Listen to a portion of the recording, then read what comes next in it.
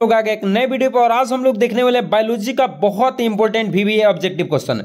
मैं बता दूं कि आप लोग के लिए एक नई वीडियो में लेकर आ गया हूं और मैं बता दूं कि आज का जो टॉपिक है बहुत इंपॉर्टेंट टॉपिक है। हम लोग लेसन कौन सा लेसन का पढ़ रहे थे, तो लेसन नंबर 6 का ऑब्जेक्टिव पढ़ रहे थे और मैं बता दूं कि हर साल लेसन नंबर 6 ऐसा है कि हर साल 4 से 5 ऑब्जेक्टिव क्वेश्चन 100% देखने को मिलते हैं। अगर आपके भी मन में ऐसा सपना है कि 35 में 35 इस बार ऑब्जेक्टिव सही करना है तो लग जाइए, अभी से लग जाइए। ऐसा मत सोचिए कि आपका नजदीक एग्जाम आएगा तब मैं रिवीजन करूंगा। तो देखिए, जब आपका नजदीक एग्जाम आ जाएगा तो आप रिवीजन नहीं कर पाएंगे।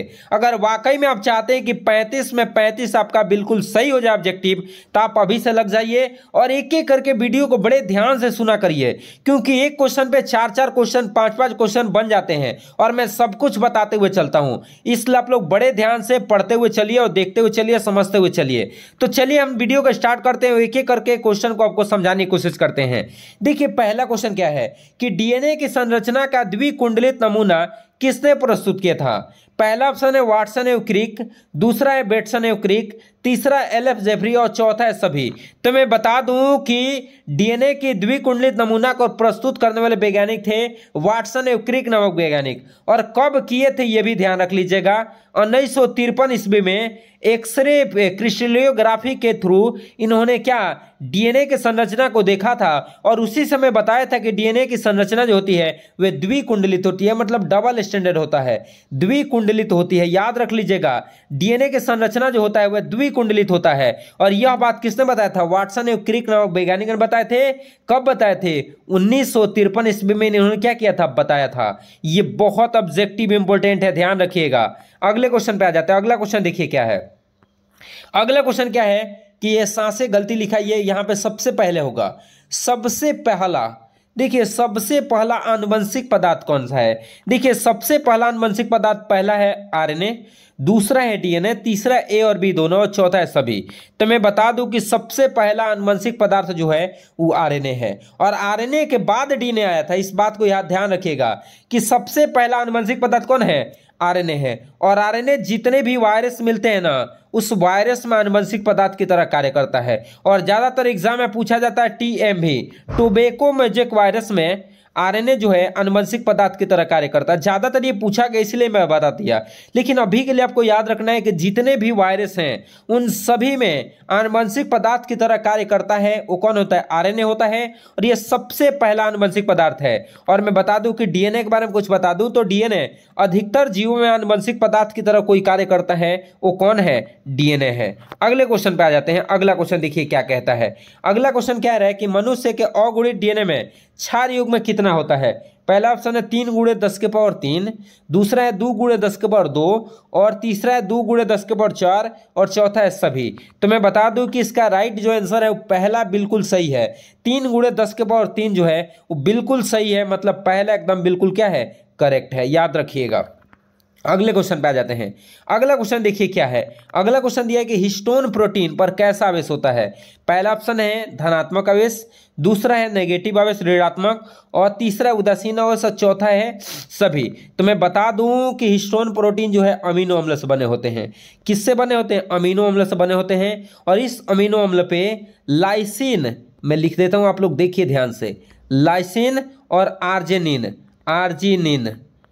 लाइसिन और आर्जिनिन अधिक मात्रा में पाए जाते हैं। ध्यान सुनिएगा, हिस्टोन प्रोटीन अम्लीय अमीनो अम्ल जिसमें लाइसिन और आर्जिनिन बहुत अधिक मात्रा में रहते हैं और इस पर चार्ज रहता है पॉजिटिव चार्ज।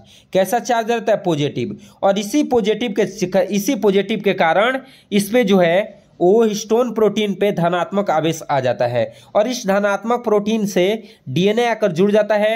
और आप लोगों को पता है, मैं इसी के साथ बता देता हूं कि डीएनए पर जो है वो नेगेटिव आवेश पाया जाता है। कैसा? नेगेटिव आवेश पाया जाता है। याद रख लीजिएगा, हिस्टोन प्रोटीन पर धनात्मक आवेश मिलता है किसके कारण? लाइसिन और आर्जिनिन के कारण।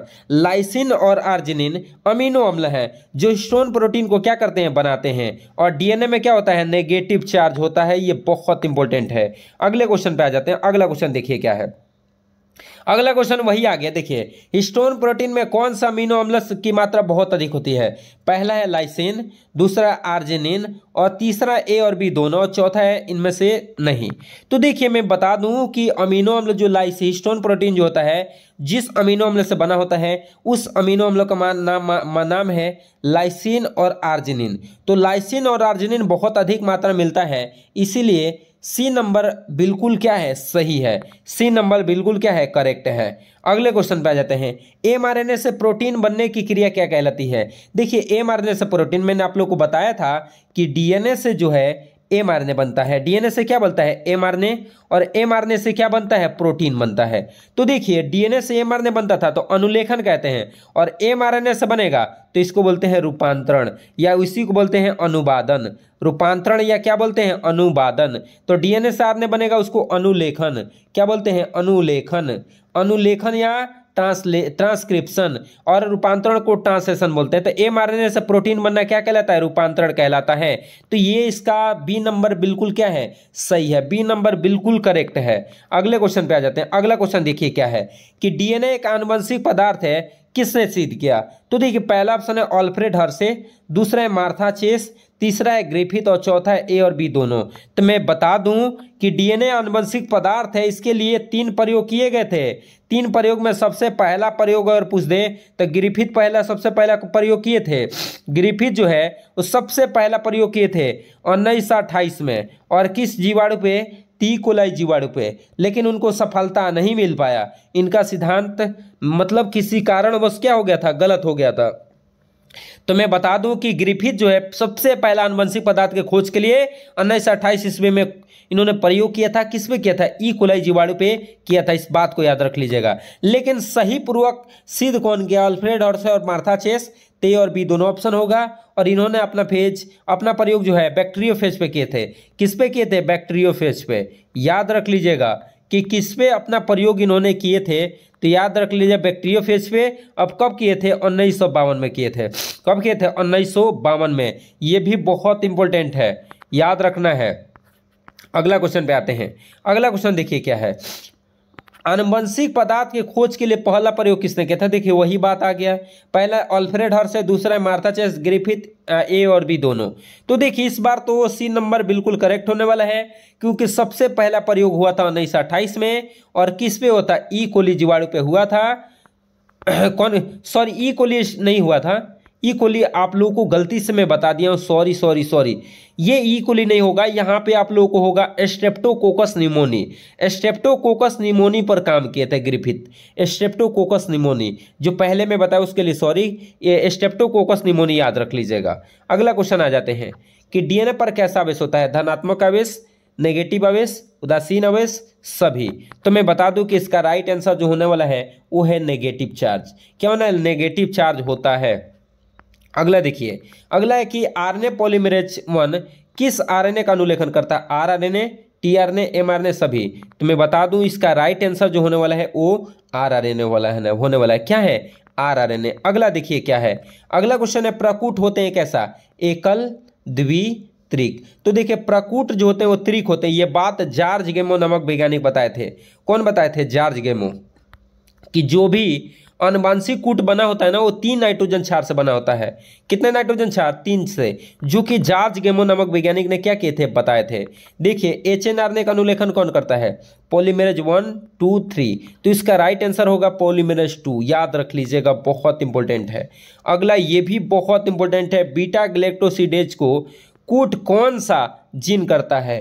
पहला है जेड जीन, वाई जीन, ए जीन, और क्या? सभी। तो मैं बता दूं इसका राइट जो आंसर होने वाला है, वो होने वाला है क्या? Z gene. याद रख लीजिए। और बी जीन के बारे में बता देता हूं, परमीएज। ये परमीएज को कोड करता है। किसको कोड करता है? परमीएज को कोड करता है। और ए जीन किसका? ट्रांस एसिटाइलेज को। याद रख लीजिएगा, ट्रांस एसिटाइलेज को करता है ए, और परमीएज को वाई जीन, और जेड जीन बीटा ग्लैक्टोसिडेज को। आज के लिए इतना ही क्वेश्चन है। इसी के साथ हम लोग मिलेंगे अगले वीडियो में। तब तक आप लोग जय हिंद।